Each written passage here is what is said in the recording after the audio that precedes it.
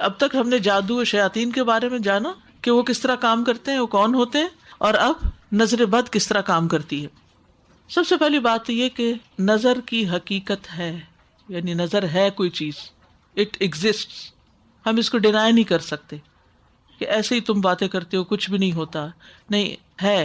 کیوں؟ اس لیے کہ ہمارا دین ہمیں بتاتا ہے، یعنی کچھ چیزیں توہمات ہوتی ہیں ان کے بارے میں بتاتا ہے، لیکن جو چیزیں واقعی اثر رکھتی ہیں ان کے بارے میں بتاتا ہے۔ اور یہ اثر جو ہے نگاہ کے اندر ایک تاثیر ہے، یہ بھی اللہ نے رکھی ہے انسان کے لیے۔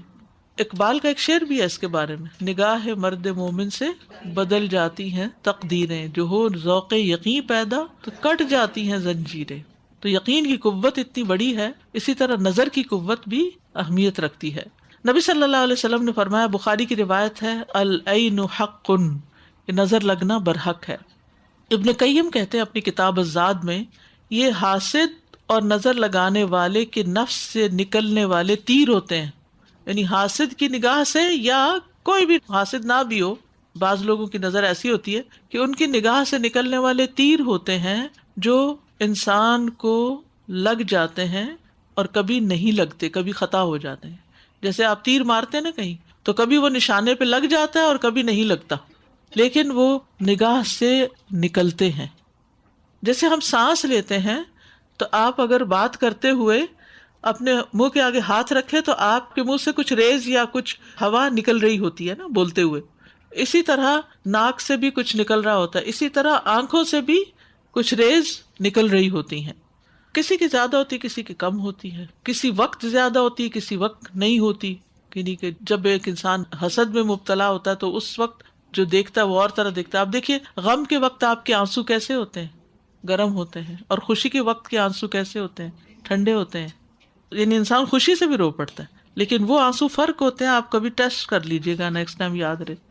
تو اسی طرح خوشی کے وقت انسان جب دیکھتا ہے تو اور طرح دیکھتا ہے، اس وقت بھی کچھ تیر نکلتے ہیں، اور غصے کے وقت یا حسد کے وقت جب وہ دیکھتا ہے کسی چیز کو خاص، اس سے کہتا ہے نا کھا جانے والی نظروں سے دیکھ رہا تھا، تو یہ کھانے والی نظریں ایسی ہی ہوتی ہیں، غصے کے وقت کھا جانے والی نظریں ہوتی ہیں، لیکن خوشی کے وقت پیار بھری نظریں ہوتی ہیں، اور اسی طرح دیگر مواقع پر بھی۔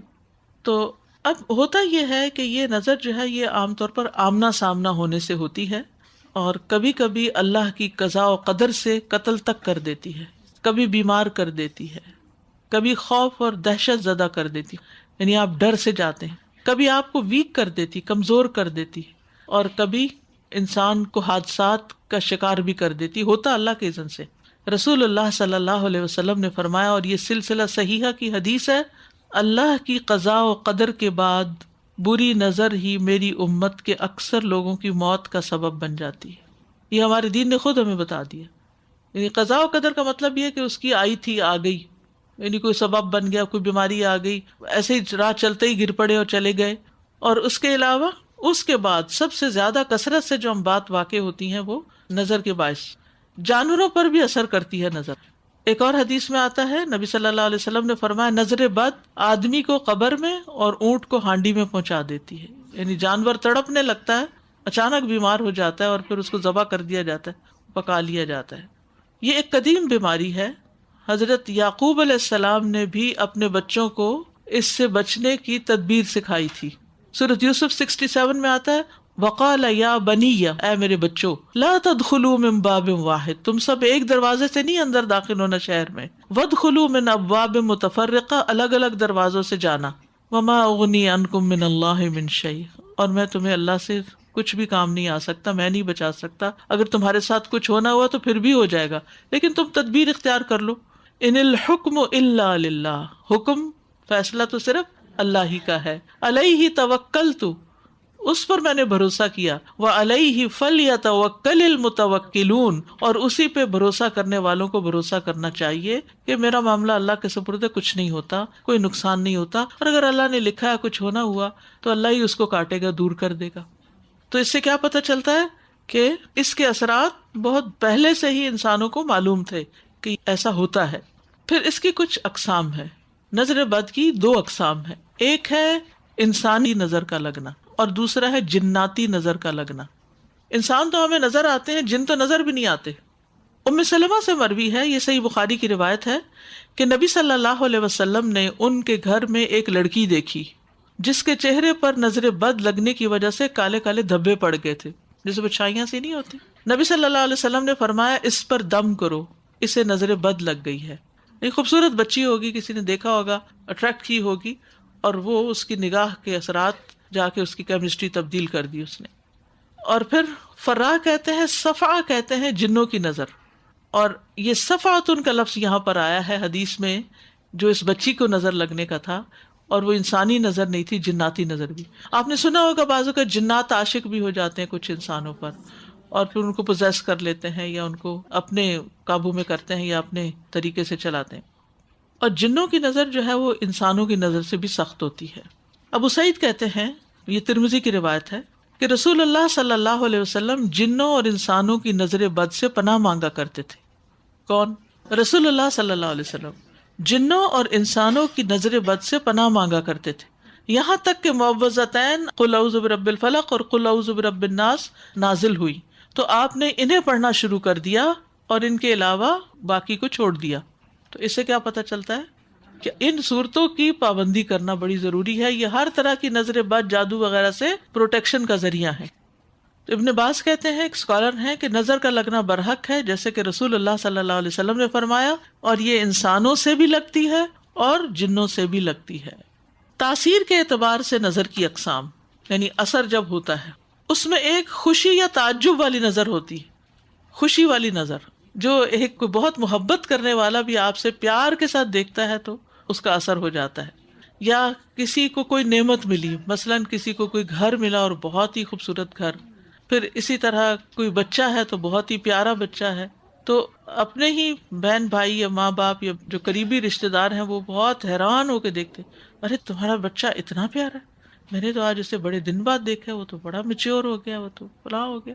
تو وہ خوشی سے سب کچھ کہہ رہے ہوتے ہیں، لیکن اس کے ساتھ ساتھ یہ ہوتا ہے کہ وہ ایک دوسرا ایلیمنٹ بھی ہوتا ہے۔ تو جب کوئی نفس کسی منعم کی نعمتوں میں سے کسی نعمت پر خوش ہونے میں حد سے بڑھ جاتا ہے تو یہ اس پر اثر انداز ہوتی ہے اور اللہ کے اذن سے اس کو برباد بھی کر سکتی ہے، جب کہ نظر لگانے والے نے اس کو برکت کی دعا نہ دی ہو۔ برکت کی دعا دینا ضروری۔ عید پہ ہم سب اچھے اچھے کپڑے پہنے ہوئے ہوتے ہیں تو ہم سب کیا کہتے ہیں؟ کو عید مبارک، کیونکہ اس وقت ہم خوشی کا اظہار کر رہے ہوں گے، سبھی خوش ہوں گے تو اس خوشی کو نظر نہ لگے۔ کسی نے نیا گھر خریدا تو ہم کیا کرتے ہیں؟ اس کی مبارک۔ کسی کا بچہ پیدا ہو تو ہم اس کی مبارک۔ تو یہ جو مبارک لفظ ہے نا، اس کا مطلب یہ ہے کہ تمہاری اس نعمت میں اضافہ ہو، یہ نعمت ہمیشہ تمہارے پاس باقی رہے اور تم سے زوال نہ ہو اس نعمت کا۔ سورۃ الکہف آپ پڑھتے ہیں، اس میں آتا ہے وَلَوْلَا إِذْ دَخَلْتَ جَنَّتَكَ قُلْتَ مَا شَاءَ اللَّهُ لَا قُوَّةَ إِلَّا بِاللَّهِ إِن تَرَنِي أَنَا أَقَلَّ مِنْكَ مَالًا وَوَلَدًا۔ اور جب تو اپنے باغ میں داخل ہوا تو تو نے یہ کیوں نہ کہا ما شاء اللہ لا قوت الا باللہ، ما شاء اللہ لا قوت الا باللہ، جو اللہ نے چاہا، کچھ قوت نہیں مگر اللہ کی مدد سے۔ یعنی اپنی ہی چیزوں، اپنے ہی بچوں کو دیکھ کر، اپنے ہی گھر کو دیکھ کر، اپنی ہی نعمتوں کو دیکھ کر کیا کہنا چاہیے؟ ما شاء اللہ لا قوت الا باللہ۔ ابن حجر کہتے ہیں نظر کبھی خوشی اور تعجب کی صورت میں بھی لگ جاتی ہے، اگرچہ وہ حسد کے بغیر ہو۔ ضروری نہیں ہوتا کہ حسد ہی سے نظر لگے، اگرچہ وہ کسی محبت کرنے والے کی طرف سے ہو، اگرچہ وہ نیک آدمی کی طرف سے کیوں نہ ہو۔ یعنی بعض اوقات نیک لوگوں کی بھی نظر لگ سکتی ہے، یعنی ضروری نہیں کہ وہ برائی ہو، کیونکہ جب ہم خود ایکسائٹیڈ ہوتے ہیں نا تو ہمارے اپنے بلڈ کے اندر، اپنے جسم کے اندر چینجز آ جاتی، ہمارے جذبات میں تبدیلی آ جاتی۔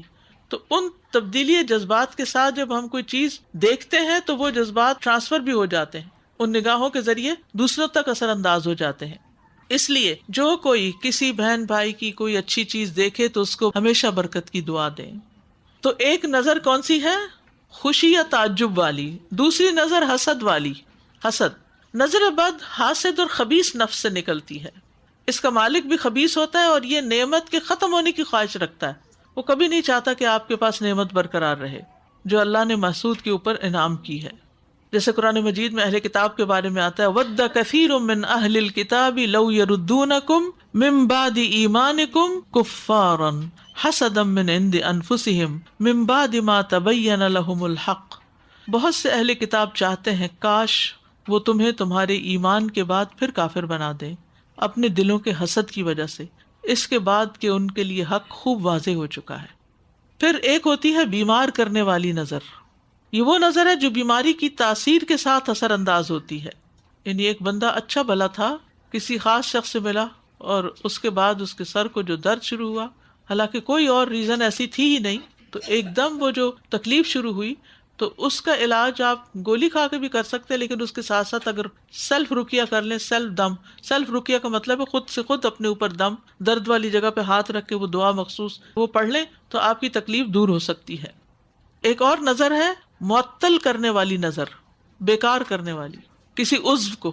یعنی بعض اوقات کسی خاص عضو کو نظر لگ جاتی ہے اور وہ کام کرنا چھوڑ دیتا ہے، مثلا بولنے میں ہکلاہٹ یا پھر چلنے میں. ایک شخص بہت تیزی سے جلدی جلدی کام کرتا ہے، وہ ویسا کرنا چھوڑ دیتا ہے، معطل کر دیا اس کو. دیکھیں میڈیکل ریزنز بھی ہوتے ہیں، میں نہیں کہتی کہ نہیں ہوتے، وہ بھی ہوتے ہیں، لیکن بعض اوقات یہ اسباب بھی ہوتے ہیں. یعنی ہولسٹک اپروچ ہونی چاہیے، دونوں پہلوؤں سے دیکھنا چاہیے. جیسے کوئی بچہ بہت ماشاءاللہ شارپ ہے ہر چیز میں، وہ بہت وہ پڑھنا چھوڑ دے یا پڑھنا وہ چھوڑ گیمز دے، میں لگ جائے یا وہ حفظ کر رہا ہے بچہ، تیز تیز پڑھ رہا ہے، وہ پوچھتا ہے کتنا حفظ ہو گیا، اتنا ماشاء اللہ 1 سال کے اندر 15 سے بارے کر لی، میرے بیٹے نے تو 10 ہی کیے تھے. اگلے دن سے جو بچہ ضد کرنا شروع کرتا ہے کہ میں نے پڑھنا ہی نہیں. اچھا ان کو کیا نظر لگ گیا، آپ اپنے آپ کو بھی لگا بیٹھتے ہیں. میں نے 1 مہینے سے 1 دن بھی اپنا سبق مس نہیں کیا، اگلے دن سے ہی گاڑی اٹکنے لگتی ہے. والدین کی بھی لگتی ہے، خود اپنی بھی لگتی ہے، تو ماشاء اللہ ساتھ بول دیا کریں، ماشاء اللہ میں جب سے یہ کام کر رہی ہوں مجھے کوئی مسئلہ نہیں ہوا، یوں کہنا چاہیے. یعنی اللہ کا نام لیں اس پر، اور پھر ماشاء اللہ لا حول ولا قوت الا باللہ. انسان یہ کہے کہ میری کوئی قوت کمال نہیں ہے، یہ اللہ ہی کی دی ہوئی طاقت سے میں نے یہ کیا ہے، تو اللہ تعالیٰ اس کو پروٹیکٹ کرتا ہے، رکاوٹیں نہیں آتی. ورنہ اپنے ہی بول اپنے سامنے آ جاتے ہیں، رکاوٹیں آنے لگتی ہیں. آپ کہیں صحیح جب سے گاڑی لی ہے اس نے کبھی کوئی ٹربل نہیں تھی، اگلے دن سٹارٹ نہیں ہوتی. تو یہ ہے کہ اس طرح کی چیزیں ہم سب ایکسپیرینس کرتے ہیں، لیکن آپ اس سے پہلے بس ایک جملہ بڑھا لیجئے. یعنی یہ نہیں کہ اپنی نعمتوں کا ذکر نہ کریں یا شکرانہ نہ کریں یا خوش نہ ہوں یا خوشیاں شیئر ہی نہ کریں کہ انسان چپ کر کے بیٹھ جائے، جو میں بولوں گی پتہ نہیں کیا ہو جائے گا. نہیں، ساتھ ماشاء اللہ لا قوت الا باللہ، تو آپ دیکھیں گے کچھ بھی نہیں ہوگا انشاءاللہ. لیکن وہ شیطان بھلوا دیتا ہے اللہ کا ذکر، پہلا جملہ بھول جاتے ہیں، صرف دوسرا بولتے ہیں اور مسئلہ پڑ جاتا ہے. اسی طرح بعض اوقات موت واقع ہو جاتی ہے لیکن اللہ کے اذن سے. ٹھیک ہے، جیسے پیچھے بھی بات ہوئی نا کہ اونٹ کو ہانڈی میں پہنچا دیتی ہے اور انسان کو قبر میں اتار دیتی ہے، اور یہ بہت زہریلی نظر ہوتی ہے. اسمعی کہتے ہیں میں نے ایک آدمی کو دیکھا جس کی نظر بہت کثرت سے لگتی تھی، کہ اس نے کسی گائے کے متعلق سنا تو اس کو اس کے دودھ کی دھار کا نکلنا اچھا لگا، تو اس نے کہا یہ ان گایوں میں سے کون سی گائے ہے؟ تو انہوں نے اس گائے سے توریہ کرتے ہوئے کہا یہ تو فلاں گائے ہے، یعنی کسی اور گائے کا نام لے لیا، جو اصل گائے تھی اس کا نام نہ لیا. تو دونوں گائے ہلاک ہو گئی، جس کے متعلق توریہ کیا اور جس سے توریہ کیا. اسمعی کہتا ہے میں نے سنا کہ وہ کہتا تھا جب میں کوئی ایسی چیز دیکھتا ہوں جو مجھے اچھی لگتی ہے تو میں پاتا ہوں کہ میری آنکھوں سے ایک تپش اور حرارت برآمد ہوتی ہے. یعنی اس کے اندر، اس کی کیمسٹری میں، اس کے بلڈ میں، اس کے جسم کی ورکنگ میں کوئی ایسی چیز ہوگی کہ جس سے وہ اثرات ہوتے ہیں. اگزامپل ہم نے سنا، اس کا مطلب ایبسینشیا میں غائبانہ بھی نظر لگ جاتی ہے، کیونکہ انہوں نے صرف سنا تھا ان گایوں کے بارے میں اور لگ گئی. جی ایسا بھی ہوتا ہے. یعنی جب کوئی کسی کے بارے میں کوئی ڈسکرپشن بتا رہا ہوتا ہے، میں نے یہ چیز دیکھی، ایسی دیکھی، ویسی دیکھی، حدیث میں آتا ہے نا اللہ بندے کے ساتھ اس کے گمان کے مطابق ہوتا ہے.